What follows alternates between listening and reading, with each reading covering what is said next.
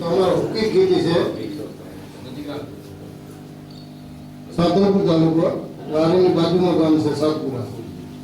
મેં ઘઉં દિવેલા અને જીરું પણ અમારે શું છે પિયત નથી, બિન પિયત છે.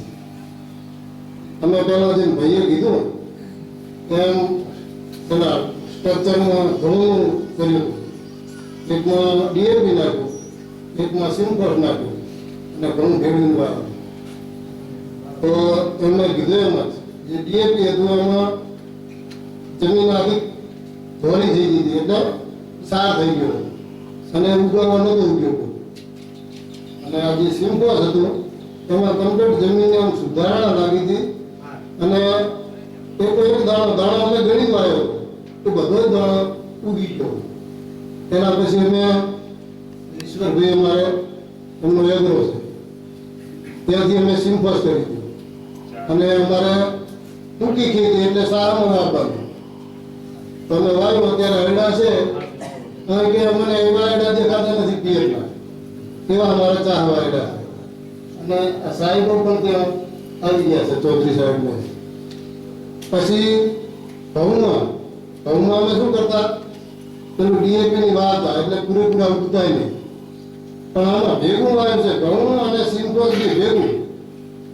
તો ઘઉં જોવાને તો ખબર પડે કે આ ઘઉં કઈ રીતના ઘઉં છે, એક અલગ જ તરી આવે આટલું.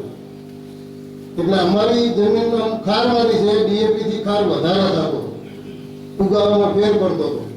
જેવું બાજી જાય ને પછી દાણા ના ઉગે એવું થતું હતું.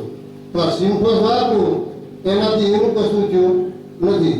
અને કલર જુઓ ને એનો તો આપણને ગમી જાય એવો કલર, લીલો સમ એકદમ. અને ડીએપીમાં શું થાય, શું કાળું દેખાય છે, લીલું દેખાય, આવું બધું થતું. પછી અમે જીરું વાવ્યું છે. તો જીરું વાવ્યુંમાં શું કર્યું, તેની સિમ્પોસ ને તેની ડીએપી બે હંગા થઈ ભેગું વાવ્યું, આવો કચરો કર્યો તો બધું ચોટી ગયું એટલે એને અમે ટૂંકીને અલગ વાવ્યું.